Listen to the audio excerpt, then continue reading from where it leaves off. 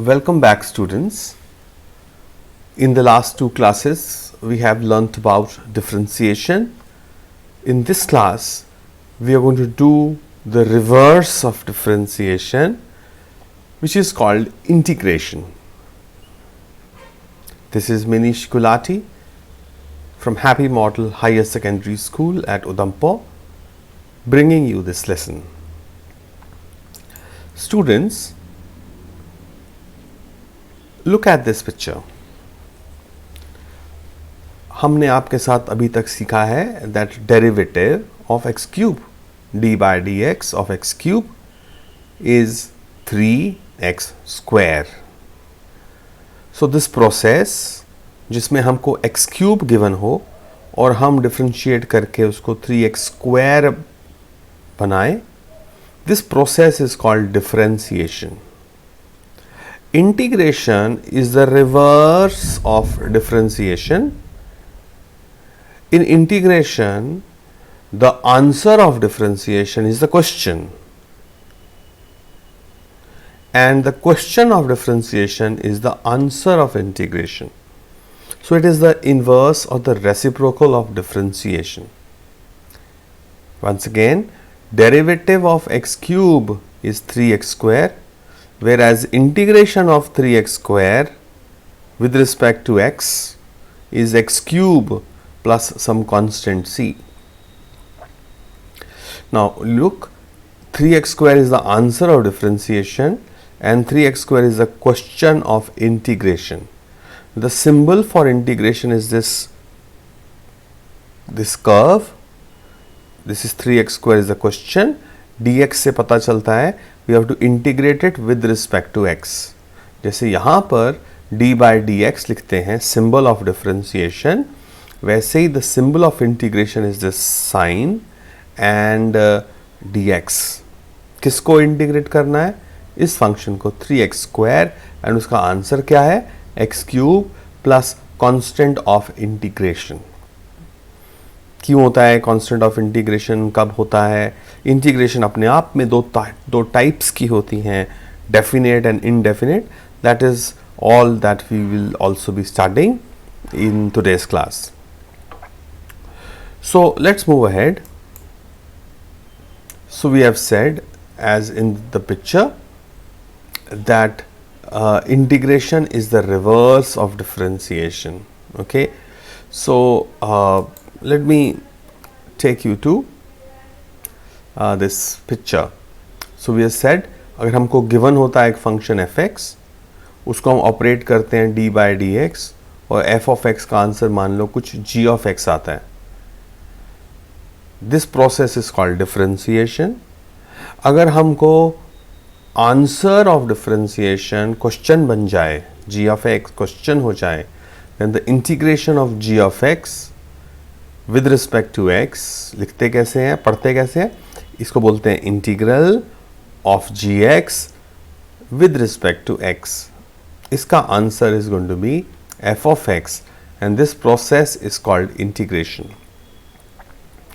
इसलिए हमने डिफरेंशिएशन पहले पढ़ा, बिकॉज डिफरेंशिएशन आता हो तो इंटीग्रेशन आराम से हो सकता है. What is the geometrical meaning of differentiation and integration? Students, differentiation का मतलब dy by dx ढूंढना, और dy by dx क्या होता है? dy means small change in y, dx means a small change in x.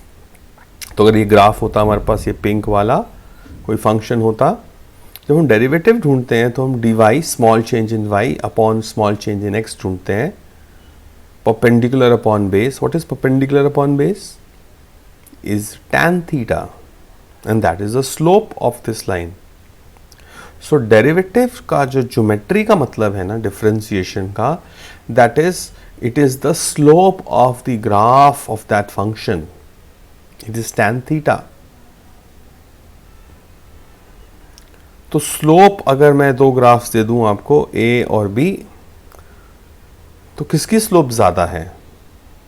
Slope को ढूंढने का बच्चों रास्ता हम क्या बोलते हैं स्लोप के बारे में? हम बोलते हैं स्लोप एक स्लोप को पहाड़ मान लो, ए पहाड़ बी पहाड़, हम लेफ्ट से राइट जाएंगे तो कौन से पहाड़ की चढ़ाई ज़्यादा है,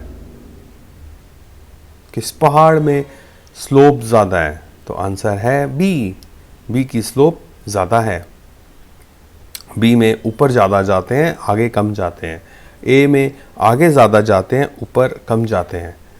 तो स्लोप क्या होता है? Perpendicular upon base.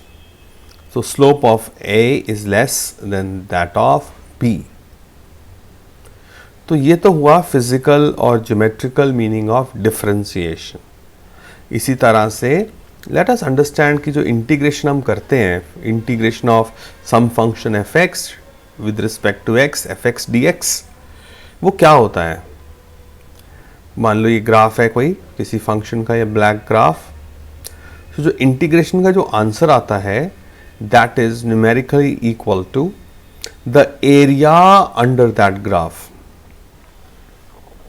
The area under this black curve, that is the physical meaning of or the geometrical meaning of integration. तो ज्योमेट्री में डिफरेंशिएशन स्लोप को रिप्रेजेंट करती है और इंटीग्रेशन में का answer area under the curve को represent करता है। Alright, so we will look at some examples. मान लो हमारे पास फंक्शन है some g of x is x square.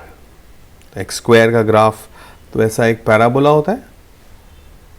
तो अगर मैं इंटीग्रेट कर दूं इसको तो वो क्या होगा? This shaded area, area under the graph. कहाँ से कहाँ इंटीग्रेट किया? इधर से इस पॉइंट से लेकर इस पॉइंट तक। सो इंटीग्रेशन का जो आंसर है that is numerically equal to the area under the curve. All right, now let us build some formulas of differentiation and integration. We already know this, that derivative of sin x is plus cos x. तो sin x question है, cos x उसका solution है differentiation के। अगर हम integrate करें answer को, the integral of cos x dx should be the question. यही सीखा ना हमने, that integration is the reverse of differentiation. So differentiation में sin x का आंसर cos x होता है, इंटीग्रेशन में cos x का इंटीग्रल वो sin x होता है। दूसरा, we know derivative of cos x is minus sin x, therefore the integral of sin x is going to be minus cos x. हमने आपके साथ ये भी कल किया था, derivative of tan x is secant square x, therefore the integral of secant square x is equal to tan x. The most important one is here, lot of stars. हमने पढ़ा है आपके साथ that derivative of x raised to the power of n होता है n x raised to the power of n minus 1. Therefore, the integration of x raised to the power of n का answer क्या होगा? अब ये यहाँ से directly नहीं दिख रहा है क्योंकि हमारा आंसर कुछ और है, हम तो x rays power of n का इंटीग्रेशन कर रहे हैं। तो डिफरेंशिएशन में स्टूडेंट्स एक पावर x की कम हो जाती है, लेकिन इंटीग्रेशन में एक पावर x की बढ़ जाती है। X rays power of n का इंटीग्रल होता है x rays power of n plus 1 divided by that same power n plus 1। तो x raised power of n का integration is x raised power of n plus 1 divided by n plus 1. These are the formulas. All these things should go into your copy. So example, suppose I am asked to integrate x square and x square, power क्या है 2, एक power बढ़ेगी बन जाएगा x cube divided by 3. x raised power 7 का क्या बनेगा? Integration of x raised power 7 एक पावर बढ़ेगी, that's x raised to the power of 8 by 8. Alright, एक और, we know derivative of log x, natural log x, ln लिखते हैं उसको, log की जगह log की जगह. So derivative of natural log x होता है 1 by x. Therefore the integral of 1 by x is natural log x. Natural log is log to the base e, exponential number, Euler's number. So 1 by x का integration होता है natural log x. Right तो please यहां तक आप please note कीजिए. Let's do a proof also कि x raise to the power of n dx का integral x raise to the power of n plus 1 upon n plus 1 होता है. और प्रूफ करने के लिए क्या करता हूं मैं, let me differentiate x raise to the power of n plus 1. तो डिफरेंशिएशन में क्या होता है, जो पावर होती है वो आगे आ जाती है, n प्लस 1 आगे आ गया, into x raise to the power of, पुरानी पावर एक कम हो जाएगी, n plus 1 minus 1, 1 1 gone. So I my answer is n plus 1 x raise to the power of n.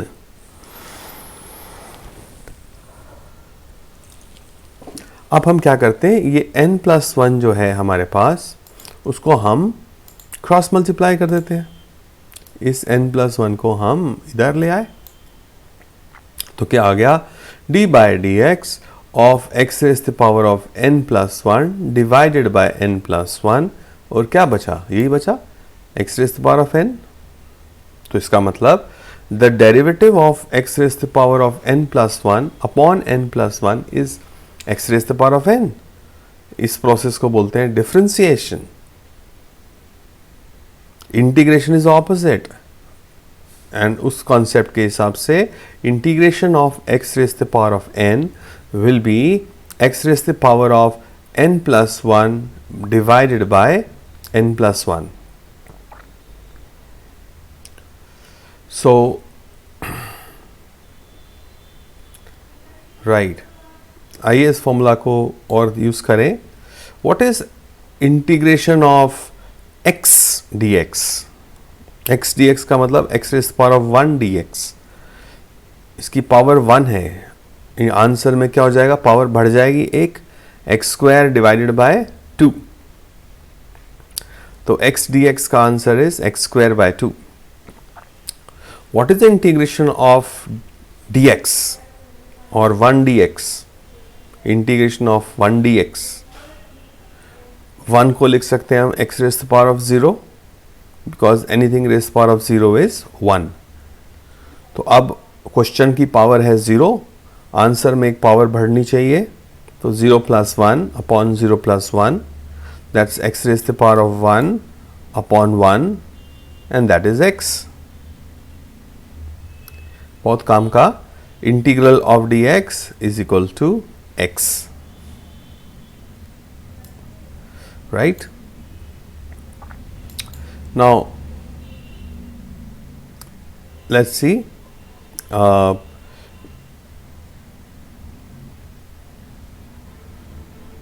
5 dx क्या होगा. तो हम 5 को बाहर निकाल लेते हैं. dx, इंटीग्रल ऑफ dx क्या होता है, इंटीग्रल ऑफ dx तो x होता है, so that's 5x. So integral of 5 dx is equal to 5x. Now let's look at the geometrical meaning of integral of 1 dx that is equal to x. तो function क्या है, 1. तो एक constant function है, y is equal to 1. That means x कुछ भी हो जाए, y हमेशा 1 रहता है. तो ये will be a horizontal line. Now integration क्या चीज होती है, it is a area under the graph. Suppose I am integrating along the x axis from 0 to x. Okay, तो एरिया हो जाएगा वो. अब ये एरिया क्या है, एक रेक्टेंगल है, इसकी हाइट कितनी है 1, लेंथ कितनी है x, and what is the area, length into breadth, x into 1 is x। तो हमने प्रूव किया that integral of 1 dx is equal to x। Similarly x cube dx का इंटीग्रल एक पावर बढ़ जाएगी, x raised to the power of 4 by 4. Now let us see, we have 3x square plus 4x minus 5 का integration with respect to x. So there are three parts, first part, second part, third part. So we can separate them like we can separate in differentiation, we can separate in integration as well.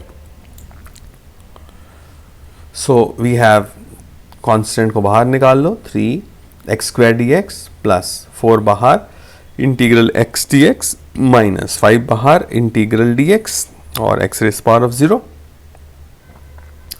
x square का क्या बनेगा, x cube by 3, 3 cancel, 4 into x dx का क्या बनेगा, x की power क्या है यहाँ पर 1, आंसर क्या बनेगा x square by 2, 2 2s are 4 minus 5. What is the integral of dx? That's x. So minus 5x. So हमारा आंसर क्या है, what is the integral of 3x square plus 4x minus 5? And the answer is x cube plus 2x square minus 5x. Right? So take a note of this, please.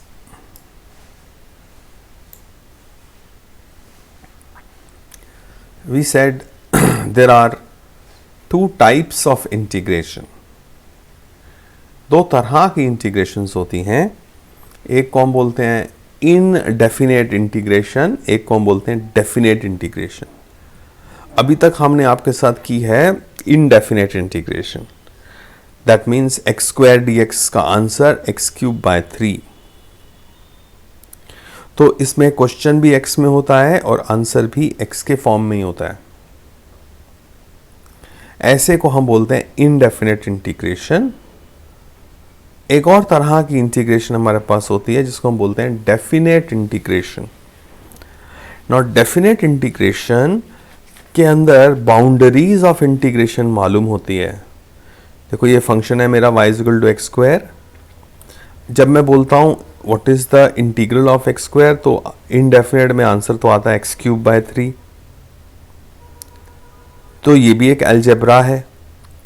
लेकिन if I say I want to integrate from 2 to 5, x की value 2 से लेकर x की value 5, तो हमें को क्या करना चाहिए, इंटीग्रेशन का जो सिंबल है उसमें नीचे की तरफ लिखते हैं हम lower limit starting point and ऊपर लिखते हैं अपर लिमिट और ending point. So if I am integrating from 2 to 5, I will represent x square dx from x equal to 2 to x equal to 5। अब क्वेश्चन है कि इसको solve कैसे करेंगे, आओ देखते हैं। तो मेरा फंक्शन है x square dx from 2 to 5। Now you see x square का इंटीग्रल क्या होता है, पावर एक बढ़ जाएगी x क्यूब बाय 3। अब इस 2 और 5 का क्या करें, तो हम एक लाइन बनाते हैं from integration from x equal to 2 to x equal to 5। 2 को नीचे की तरफ लिखते हैं इसलिए लोअर लिमिट, 5 को ऊपर लिखा है इसलिए this is called the upper limit. So after doing indefinite integration we have to do one more step in definite integrals. एक और स्टेप करना पड़ता है and that is upper limit minus lower limit. वापस पहले इंटीग्रेशन करने के बाद we do upper limit minus lower limit. तो x की जगह हम क्या करेंगे, पहले अपर लिमिट को डालेंगे, माइनस x की जगह हम लोअर लिमिट को डालेंगे। आओ देखते हैं इसी क्वेश्चन में। सो 1/3 को मैंने बाहर निकाल लिया, x क्यूब फ्रॉम 2 to 5, ये स्ट्रेट लाइन है, 2 to 5 एरो बनाया। तो पहले x को मैं अपर लिमिट डालूंगा, x को 5 डाल दूंगा, तो बन जाएगा मेरा 5 क्यूब माइनस, तो ये वो माइनस है, ये वाला माइनस फॉर्मूला से आया ऊपर से, अपर limit minus lower limit. So that's 5 cube minus 2 cube. 5 cube होता है 5 into 5 into 5, that's 125, and 2 cube is 8. So 125 minus 8, that's 117 by 3, that is equal to 39. So the integration of this function x square dx from 2 to 5 is 39.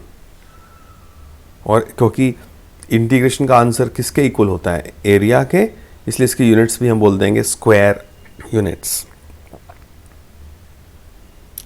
समझ आया? अपर limit minus lower limit. तो इस graph में देखें, if I integrate this function x square D x from 2 to 5, ये जो area आ रहा है ना, ये dotted area, that area is equal to 39 square units. क्योंकि इसके अंदर आंसर जो होता है वो अलजेब्रा नहीं आता, एक नंबर आता है, एक फिक्स्ड वैल्यू आती है, एक डेफिनेट वैल्यू आती है. That is why this kind of integration is called as definite integration, right? So the formula for definite integration is step number 1, solve it like a indefinite integral, and then step number 2, take the limits upper limit minus lower limit. ये वो वाली limits नहीं है जो हमने पहले पढ़ी थी, just values of the function at upper limit minus the value of the function at lower limit.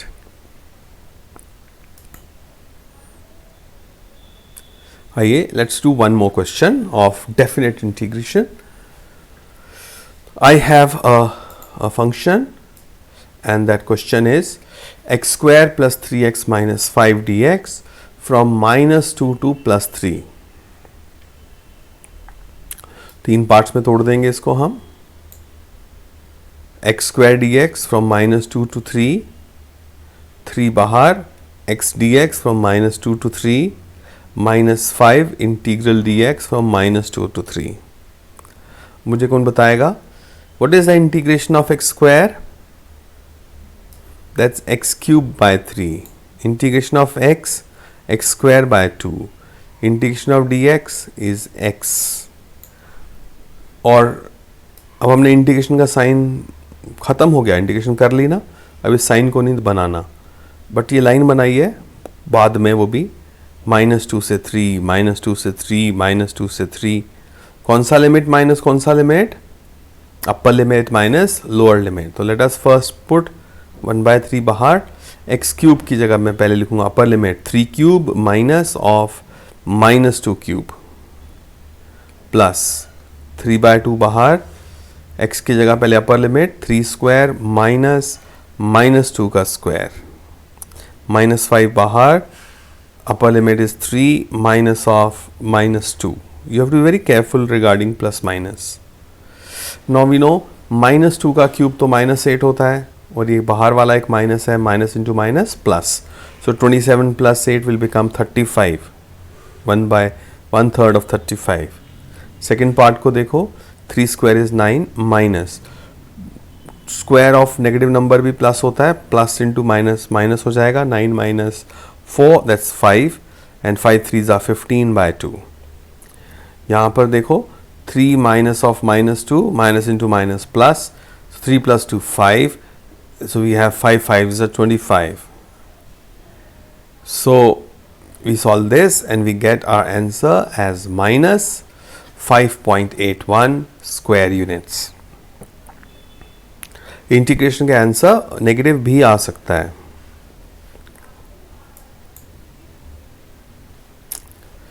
Okay, let's do one more example. Please, before you go to the next example, it is expected that you will first write in your copy the previous and then you will come to this screen. Now एक trigonometric function करते हैं.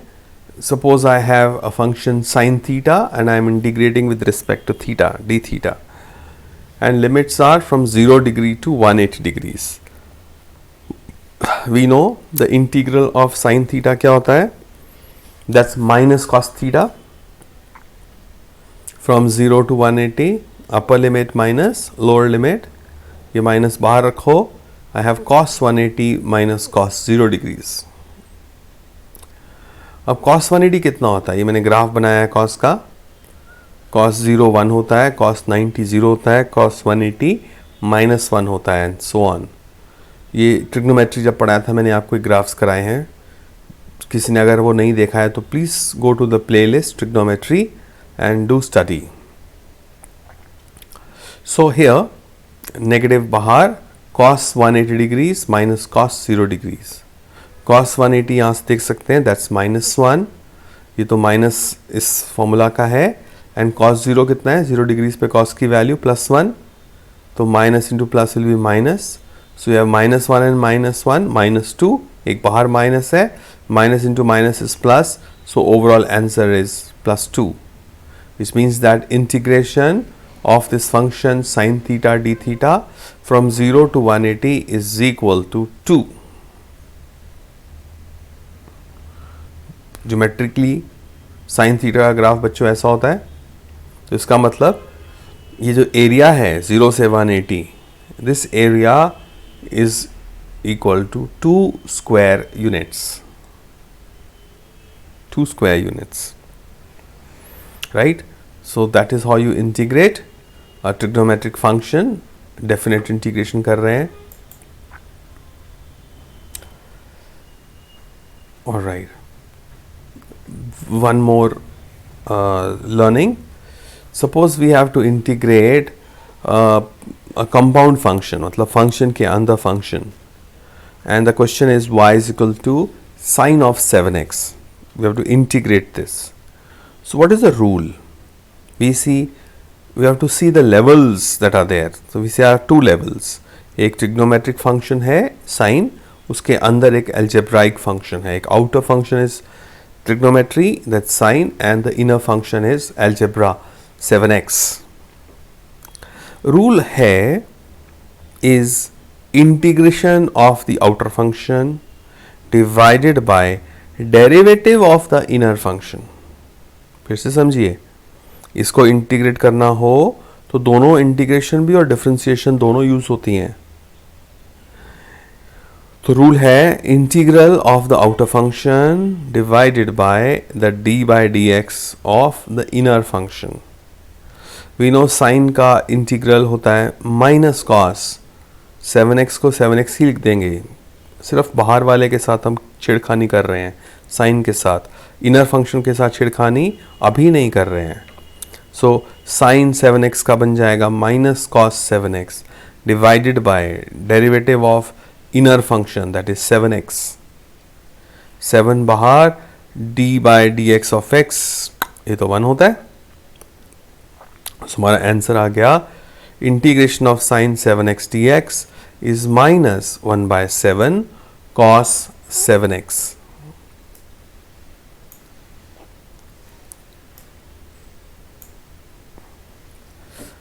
Alright, one more. Integration of cos 4x cube plus 3x square minus 2x plus 7 dx. The outer function is cos, inner function is this algebra. So we have we know derivative of sine is cos, therefore integral of cos is plus sine. तो पहले outer का करूँगा, cos का बन जाएगा sine of ये पूरा bracket 4x cube plus 3x square minus 2x plus 7 divided by derivative of inner function. Now derivative of 4x cube क्या होता है? x cube का 3x square होता है. So 4 3s are 12x square. 3x square का क्या बनेगा? 6x. और माइनस 2x का -2, और कांस्टेंट का डेरिवेटिव तो 0 होता है. So that is our answer. So if this is the question, then this is its answer. Take a note please.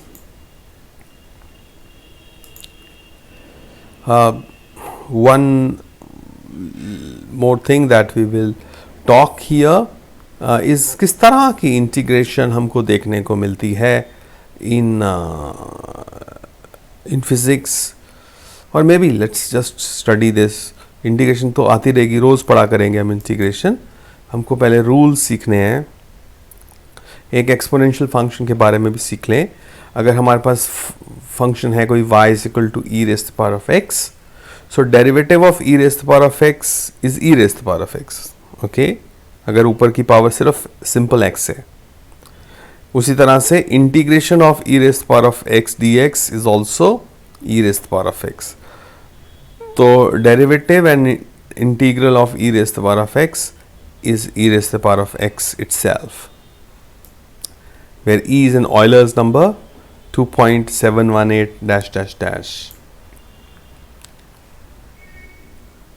हमने आपको ऑलरेडी सिखाई है कल differentiation chain rule for exponential functions. कल we have done this. Integration एक बार कर लेते हैं। तो integral of e raise to the power of x square plus 4x minus 5 dx। तो पहली बात, integral of e raise pass something is e raise pass something पूरा का पूरा divided by derivative of the inner function. तो e का function, algebraic function, इसका derivative. So that's x square plus 4x minus 5, और एक्स स्क्वायर का derivative बच्चों 2x, 4x का 4, कांस्टेंट का derivative is 0। So this is our answer. So if we have a question e raised to the power of x square plus 4x minus 5, then its integration is e raised to the power of x square plus 4x minus 5 divided by derivative of that inner function, algebraic function, that's 2x plus 4. Right. एक और बात बतानी चाहिए आप लोगों को कि भाई मान लो हमारे पास एक फंक्शन है y is equal to x square plus 2x minus 5। इसको अगर मैं डिफ्रेंशिएट करूं तो इसका आंसर आएगा 2x प्लस 2, क्योंकि कांस्टेंट का इंटीग्रेशन डिफ्रेंशिएशन तो 0 होती है। ऐसा ही एक फंक्शन हो x square plus 2x plus 80, तो उसका भी डेरिवेटिव 2x प्लस 2 आएगा। अगर सिर्फ होता y is equal to x square plus 2x, उसका डेरिवेटिव भी 2x प्लस 2 आता। तो मतलब हमारे पास fx तो 3 है, माइनस 5 भी है, प्लस 80 भी है, 0 भी है, लेकिन सबका डेरिवेटिव तो सेम आ रहा है। तो अब अगर हम इंटीग्रेट करेंगे रिवर्स ऑफ डिफरेंशिएशन, तो 2x प्लस 2 को मैं अगर इंटीग्रेट करूं तो मेरा आंसर फिर क्या आएगा? 2x प्लस 2 को करके देखते हैं। 2 बाहर, x dx plus 2 x is plus 0 dx, तो वो तो आया बच्चों एक्स स्क्वायर बाय 2, 2 कैंसिल, और x रेस पास 0 dx का होता है x रेस पास 1 बाय 1, सो वो तो आया एक्स स्क्वायर प्लस 2x। तो मैं अगर इस फंक्शन को इंटीग्रेट करूं तो मेरा एक्स स्क्वायर प्लस 2x आता है, ये आता है, ये वाला आ जाता है, लेकिन ये तो नहीं आ रहे माइनस 5 प्लस 80। लेकिन ये भी तो हो सकता है कि 2x प्लस 2 का रियल फंक्शन ये प्लस 80 वाला था, या माइनस 5 था, या कुछ और था। तो फिर हम स्टार्ट हुए gx से, हमको तो पहुंचना चाहिए था fx पे। तो ये प्रॉब्लम है किसकी? Of indefinite integration. इस प्रॉब्लम को सॉल्व करने के लिए हम क्या करते हैं, जब भी हम इनडेफिनेट करते हैं, डेफिनेट में नहीं करते हैं, जहाँ लिमिट्स होती है ना वहाँ नहीं करते हैं, जहाँ पे लिमिट्स नहीं होती हैं वहाँ पे जब भी हम आंसर कैलकुलेट करते हैं उसके बाद हम एक प्लस सी डाल देते हैं। प्लस सी का मतलब where c is a constant of integration. ये कुछ भी हो सकता था, constant of integration, constant of integration कुछ भी हो सकता है, वो -5 प्लस 80 0 10 कुछ भी हो सकता है। इसलिए हम इन जनरल सी लिख देते हैं, कांस्टेंट ऑफ इंटीग्रेशन। तो जब भी आपको इनडेफिनेट इंटीग्रेशन आती है तो हम उसके अंदर एक सी भी ऐड करते हैं। So friends, that is it as far as rules of integration are concerned. So we have studied with you today that integration is of two types, and we have studied with you that integration is the reverse of differentiation. So friends, thank you very much for the day. Please understand this and take a note of everything in your copy. In case you have any doubts, do let me know in the group. All the best to you. This is signing off, Minish Gulati once again. Bye bye. Have a good day.